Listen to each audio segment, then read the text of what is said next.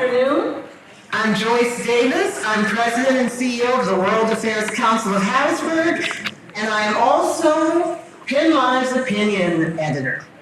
I bring both of those roles to the table today for our lunchtime presidential election debate.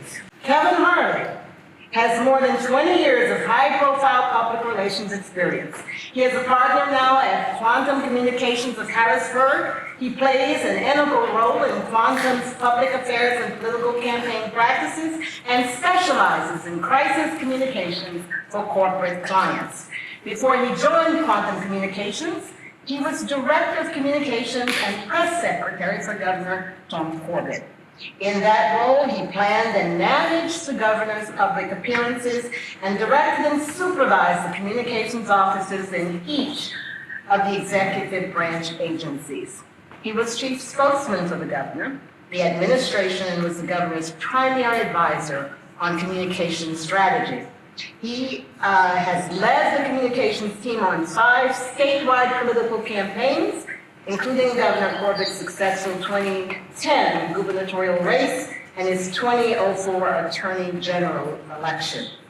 And PennLive columnist Mark Singel. Mark Singel is from Jonestown, Pennsylvania, and served as member of the Pennsylvania State Senate 35th District from 1980 to 1984. He was the Lieutenant Governor of Pennsylvania from 1987 to 1995, alongside Governor Robert P. Casey.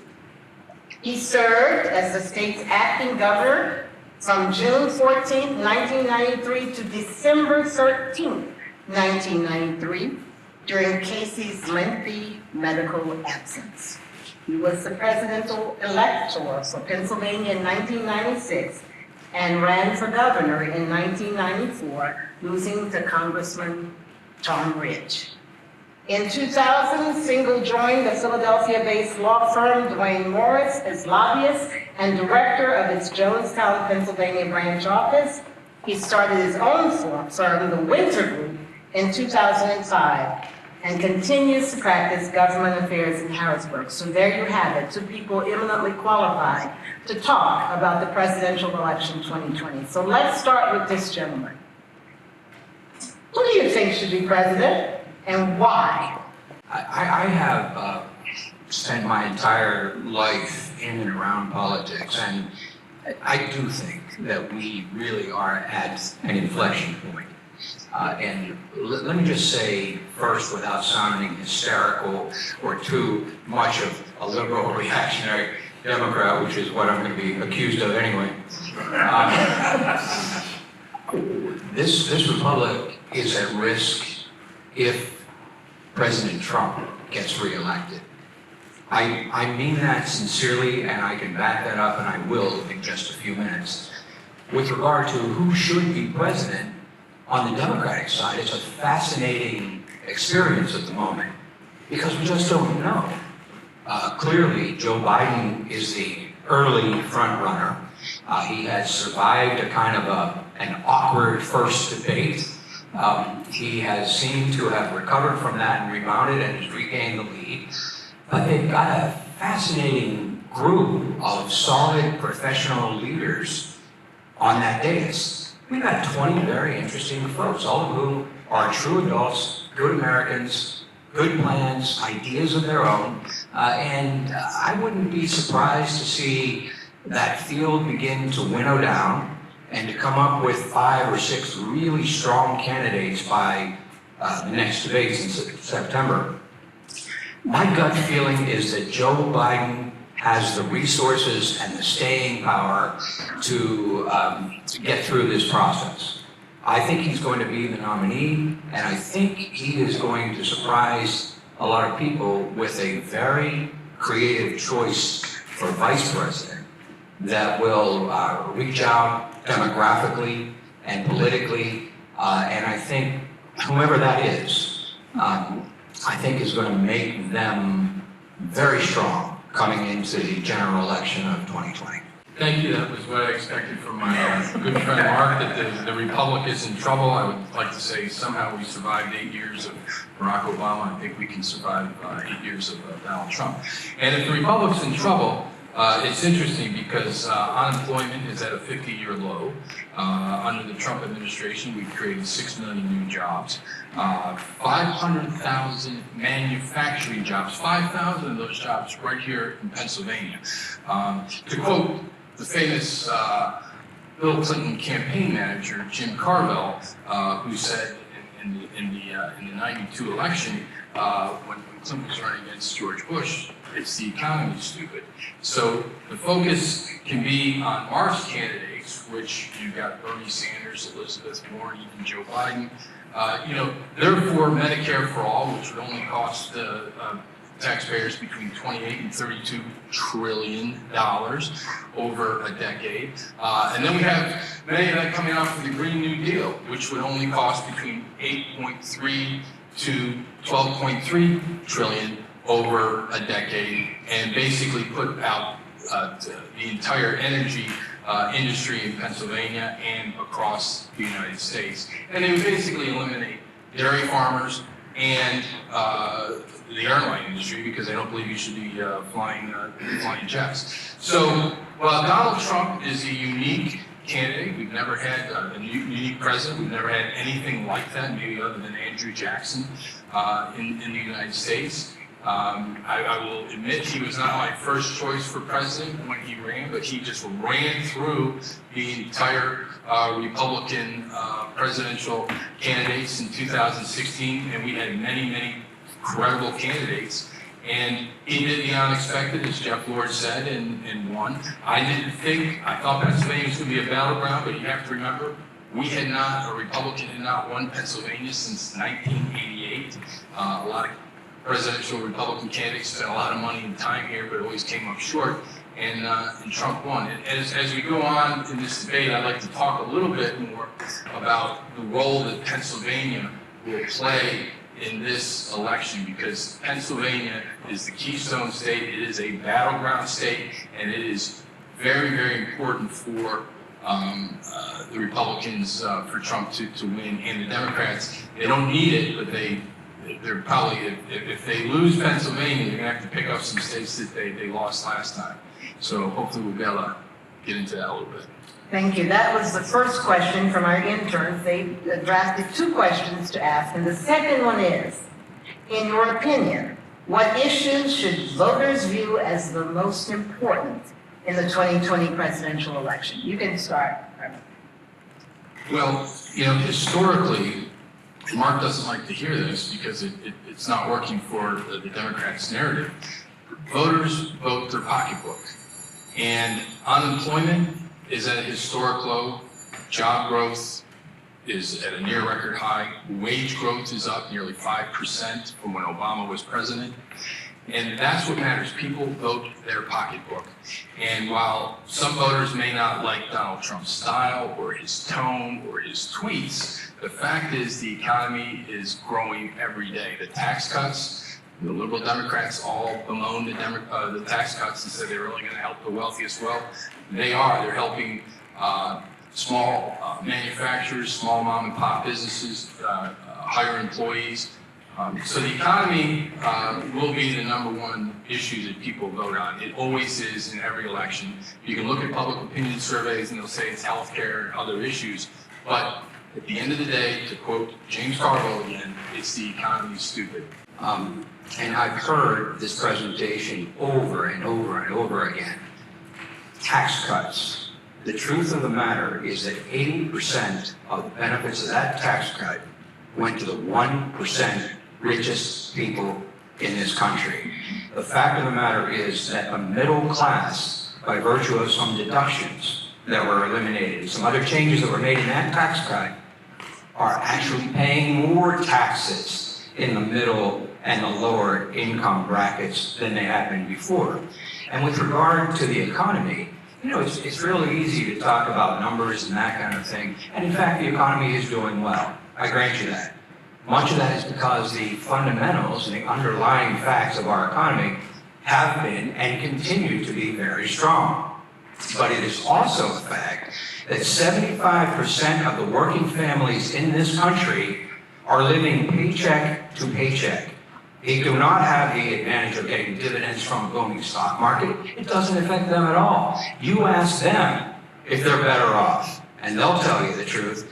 They're working 3 and 4 jobs. It's no wonder that the unemployment rate is down.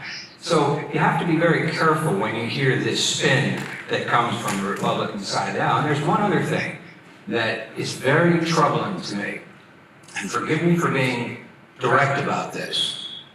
Character matters. If the only thing we are concerned about are pocketbook issues, then shame on us. America needs to regain its moral leadership, and you cannot do that with a president who doesn't understand that concept. This is a guy on equality and race who began his career with a fraudulent lie about the birth certificate of the first African-American president. This is a guy who announced that Mexicans were murderers and rapists. This is a guy that continues to spew enough hatred that rallies explode into a send them back, or lock her up, or worse, in Pensacola, shoot them, referring to immigrants. That is not the kind of moral leadership that this country can afford. Freedom of press. You cannot, as President of the United States, attack the press as the enemy of the people. You know, that is just a dangerous precedent for anybody to set, and we have to call them out on it.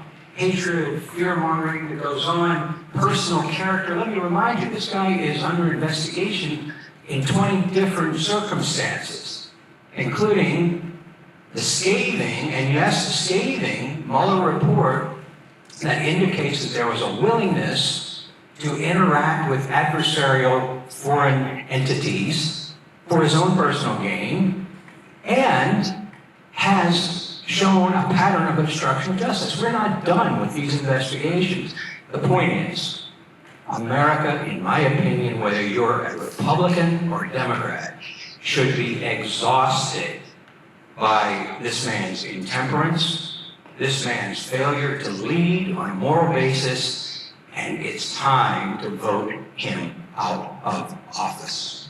The problem with Mark's rhetoric is, he's preaching to the choir. I would point out, if under a Democratic president, if there was an unemployment rate that was a 50-year low, Mark would say he wouldn't be saying you can do anything with the numbers. He'd be like a broken record saying 50-year unemployment low. I might add, Mark, that it's also the lowest unemployment rate for African Americans and Hispanic on record. And by the way, talking about the tax cuts, interestingly enough, the National Federation of Independent Businesses, which is small businesses, usually mom and pops, usually under 20 employees, the business confidence survey that they've done is as high as it has ever been since they started taking the survey.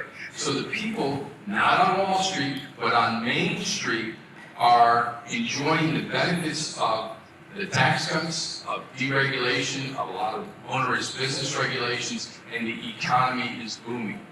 That is what is going to matter on Election Day next year. You've got to try to expand your base. The people that don't like Donald Trump already don't like Donald Trump, and they're not voting for him. They didn't vote for him in 2016. A lot of the rhetoric that you're talking about, the Republicans used that rhetoric against Donald Trump in the Republican primaries. It didn't work. Hillary Clinton spent millions and millions of dollars on the same rhetoric. People, the voters, decided to take a chance on Donald Trump because he was a billionaire businessman and real estate developer and TV celebrity. They took a shot on him, or took a chance on him, and he's delivering on the economy. He's also delivering on a lot of foreign policy initiatives. Why is Pennsylvania so important? Most of these students here are from Pennsylvania, Quakertown and Cumberland Valley and all of that. You begin with the knowledge that there are 20 electoral votes, which is a pretty significant block of votes in the all-important counting of that electoral college, which we found out several years ago.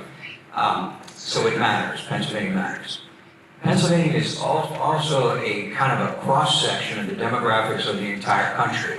We represent every type of voter there is in this country. There are different regions of Pennsylvania, to be sure, and there are different pockets of strengths and weaknesses for both parties. But by and large, if you can come and sell your message in Pennsylvania, you have a reasonable expectation of winning the presidency. So Pennsylvania will always matter, and I think that it's going to matter again this year for sure. I agree with Mark. There's two numbers to keep in mind when you're watching the presidential election next year. 20, which is our electoral votes, and 270, which is what you need to win. And Mark is right. And I have to say, it's much more difficult for Republicans to win this state than it is for Democrats. There's nearly 1 million more registered Democrats in Pennsylvania than Republicans. However, Pennsylvania tends to be a purple state. When you get outside the major metropolitan areas of Philadelphia and Pittsburgh, it used to be that the suburbs of Philadelphia, and we have a bunch of people from Bucks here. Bucks may be the most purple county in the state now, because it swings back and forth between Republicans and Democrats. But the suburbs of Philadelphia have trended, either gone Democrat or are certainly trending that way. And then you have the mid-state, which we always refer to it as the Republican T. That's where we are now, going all the way up and across the top tier of the state along the New York border. That is all kind of Republican territory. And then you go kind of southwestern Pennsylvania, where Mark is from, in Johnstown. And those used to be, a long time ago, back in the 80s, when Mark was lieutenant governor, they were known as KC Democrats. That's Governor Casey, which they would be considered pro-life, pro-gun, pro-union Democrats. A lot of them have now, they're still registered Democrat, but a lot of them vote Republican. And then you go into the western suburbs of Pittsburgh, which were traditionally stronghold Democratic voters. Many of them still registered Democrat, but now vote Republican, at least in national and statewide elections. So to run statewide as a Republican, you need to, as Mark was saying, you've got to find those different pockets of support and have different messages to different groups. So the message that a Republican may give in Bucks County is different than they would give in Beaver County, for example, outside of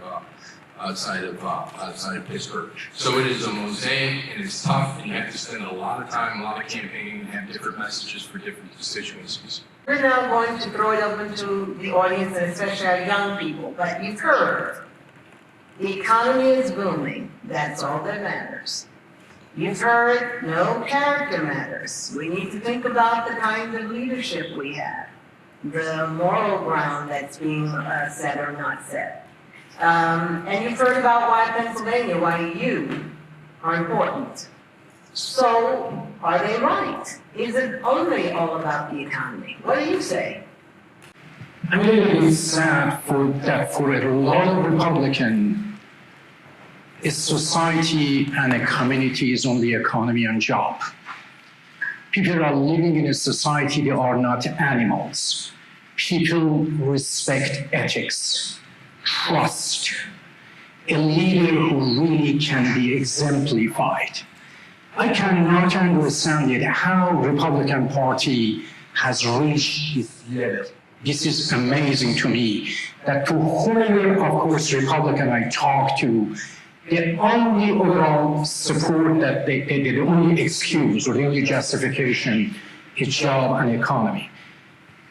You forget what kind of economy Obama received from Bush and what kind of economy Trump received, of course, from Obama. You don't want to give credit to anybody, and you don't just want to, give credit to a man who really defines the society in a way that you are defining it at the moment. Economy of job is a bottom line. And this is what my question. Can any democracy will be maintained by such a demagoguery? Democracy is based on the rule of law, based on ethics, morality, and good leadership. Can you guarantee that a democracy can be maintained with leaders such as Trump? you want to talk about the Obama economy, where we had almost negative GDP at different times, and where we were told that 1.5% to 2% GDP was the new norm. And there's a difference of philosophy. One in which the Republican philosophy, embodied to a degree by Donald Trump, which is Americans and people in this country should govern themselves. They don't need the government to dictate everything and have a program for everything. And that is, in many ways, the way this country was founded and was made this country so great. And Donald Trump believes in the American people and not in government. That is a big difference. And that, I think, is the heart of why he believes that to reduce regulations, reduce taxes, and let the American people and the entrepreneurial spirit of Americans take over and get this country going with. Yeah, I did. Well, That people need to hear. Any democracy will remain changed. Then there is no rule of law. To say you don't have a rule of law, you may not like what the way you do it.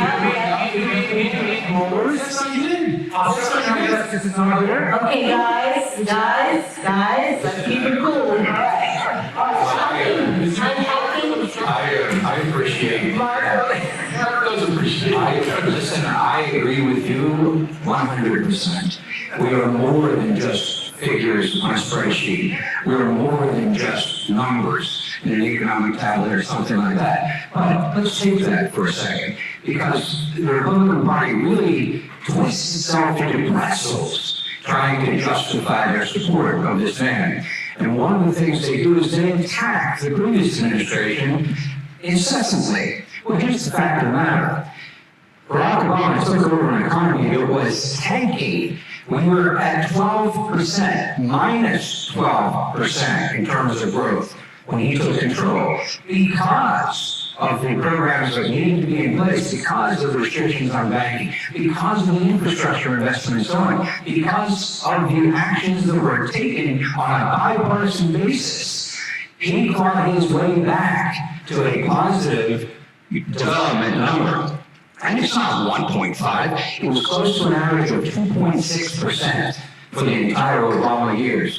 You know what the Trump number is? It's about 2.8. It's about the same. So when you hear all these claims, I know that that's what they want people to believe, but the fact of the matter is that the economy was beginning to thrive already. It was revived in the Obama administration, and it continues to grow because of the impetus it got then. So that's point one. Point two, all of that is beside the point, because every president wants growth. Every president wants people to have jobs. Every president wants Americans to succeed and be prosperous. So it's the canard to suggest that Democrats don't want that, or they're getting in the way of that.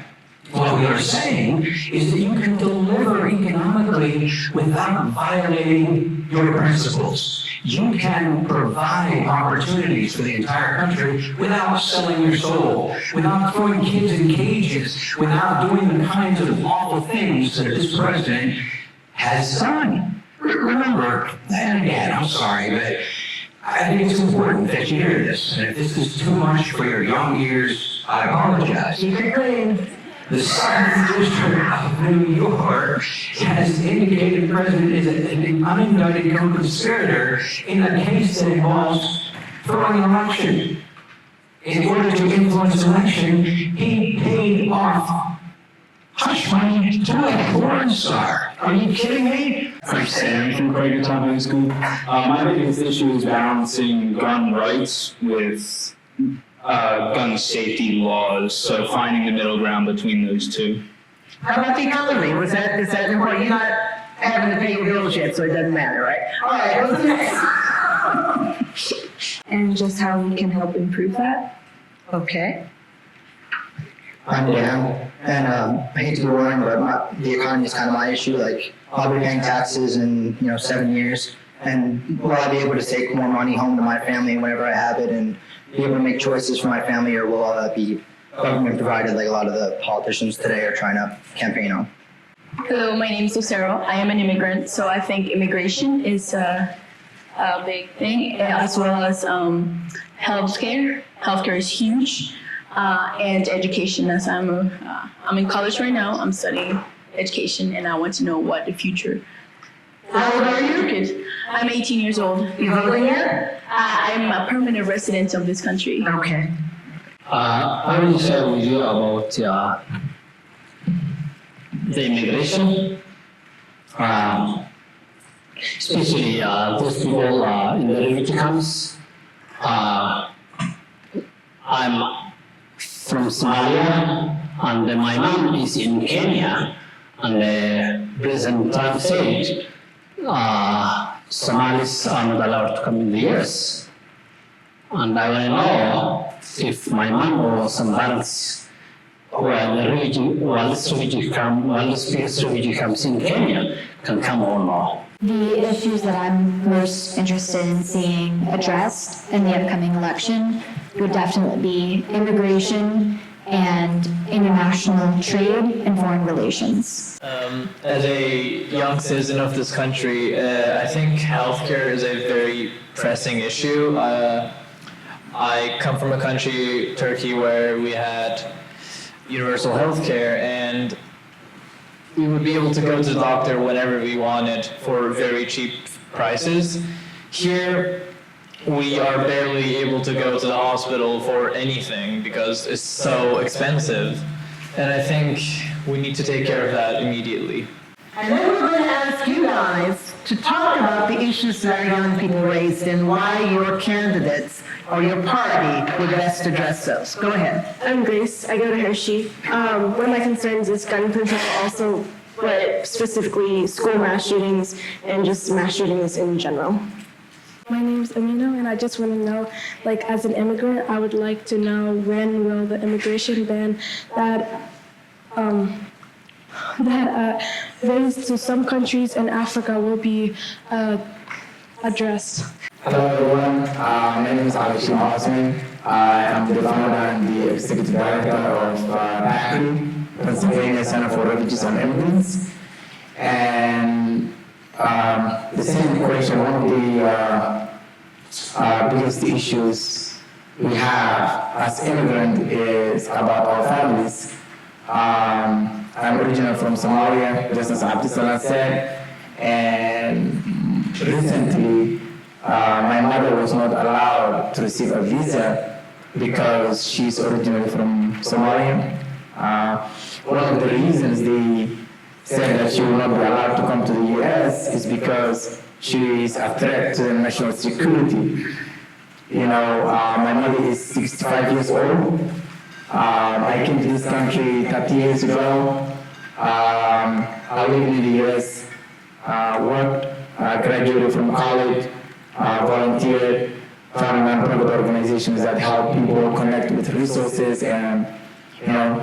So I'm wondering how my mom will be a threat to national security, a 65 years old mother, when I, age of 21, came to the country and contributed. So I would like to hear how that issue will be addressed as well. I'm Elizabeth from Quakertown, and I just want to know, like, from both parties, for the youth, what are you doing to reach out and really explain, like, what each party is for? Because I know, and now, like, nowadays it's more about the person that a lot of people are thinking about rather than the values that each party has towards politics. So, like, as a youth, I know it's more confusing to really know what it truly is when a lot of older generations have been around for presidential elections and already have views and opinions on certain people. I'm Emily, and I'm from Quakertown as well, and I'm really concerned with abortion and how people believe that women's rights should come at the cost of a child's life. So I would just like to hear that be discussed. So you've heard a lot of issues, both of you. We've heard climate change, we've heard healthcare, immigration reform, how we treat immigrants, who we let in this country. And value issues. What are the values that each one of the parties stand for? Make it clear so that they can make a decision. You know, it's interesting when you look at the carbon footprint or the carbon emissions in the United States for the since 2005, just in the United States alone, the carbon emissions has been reduced 13%, and it keeps going down and down. And part of that is because of the energy boom that we've had with natural gas, which is Pennsylvania plays a huge role in that.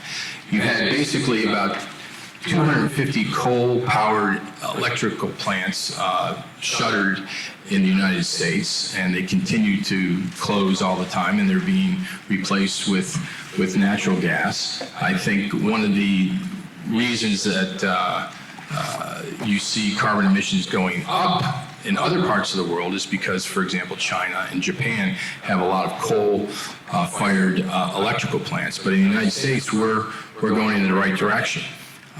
The hysteria from the Democratic candidates running for president, I don't think is going to resonate with the average American who, and if you listen to the rhetoric, they basically say that we only have 12 years to live. When I hear that, I think of some of those crazy ministers that you say, you know, the world is going to end on such a day. When in the United States we have been responsible, we do have a growing renewable energy portfolio. Here in Pennsylvania, we have that.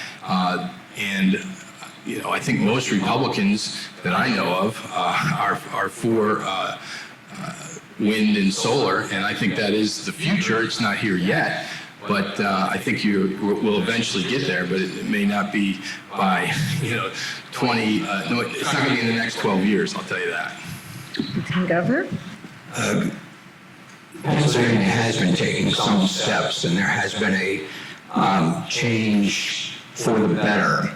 But in the scope of things, considering the global reality of climate change, these steps are way too little, way too late.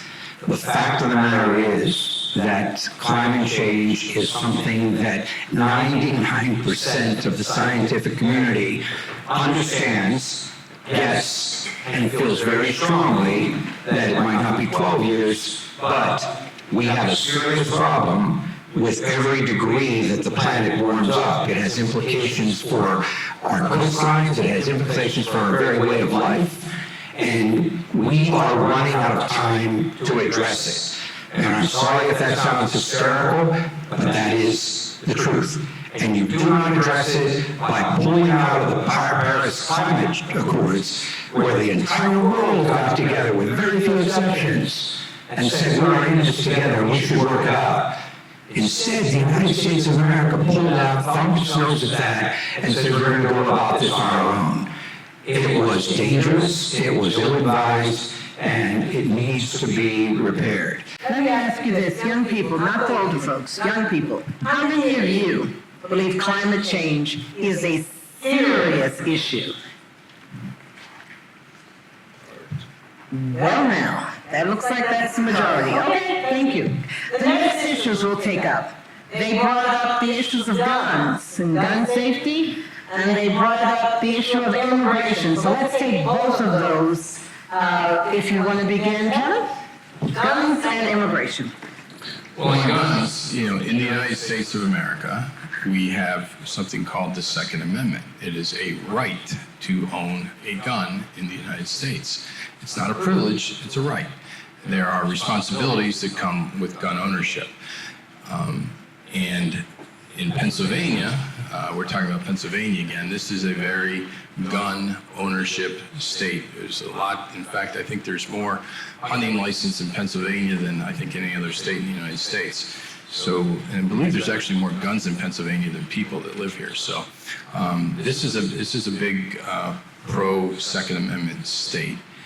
And when the government or the legislator or Washington talks about gun control, they have to do it in very reasonable measures. We had these mass shootings over the weekend, And I'm not sure that any of the gun control measures that are being advocated would have prevented those shootings. There's a difference between responsible gun ownership and somebody with mental condition that wants to go shoot up a school and or a mall or a bar in Dayton.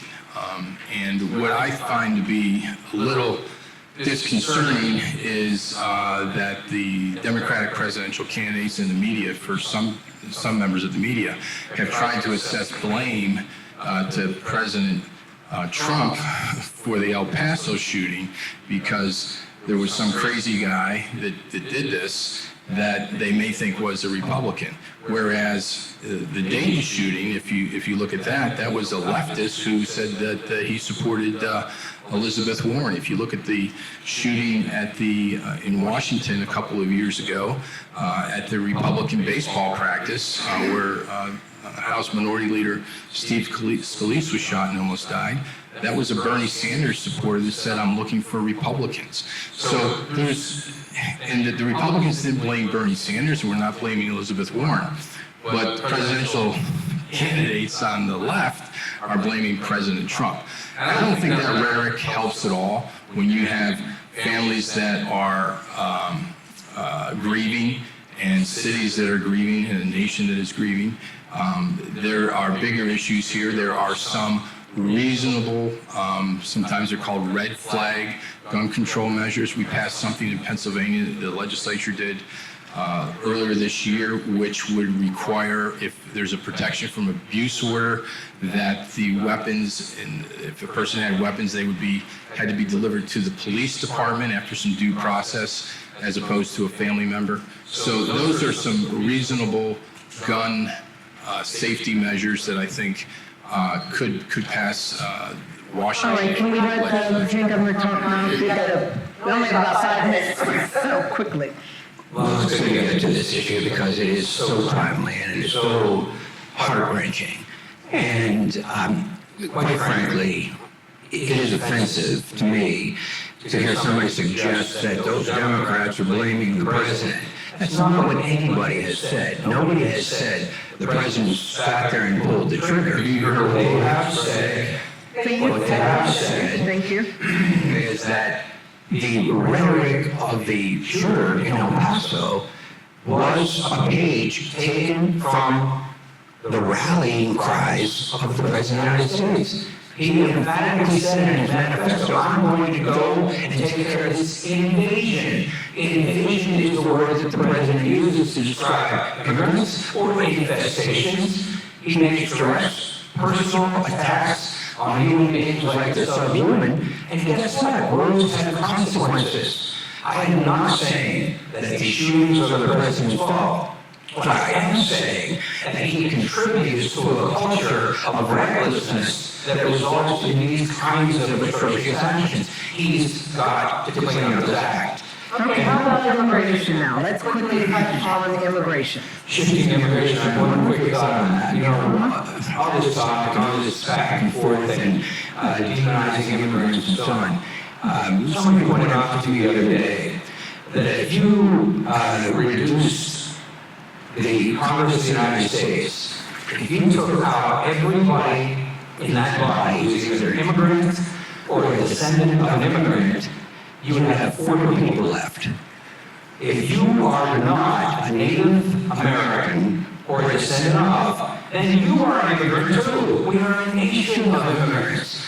And it is unconscionable for me to believe that we are torturing folks who are trying to come to this country just to receive a better life.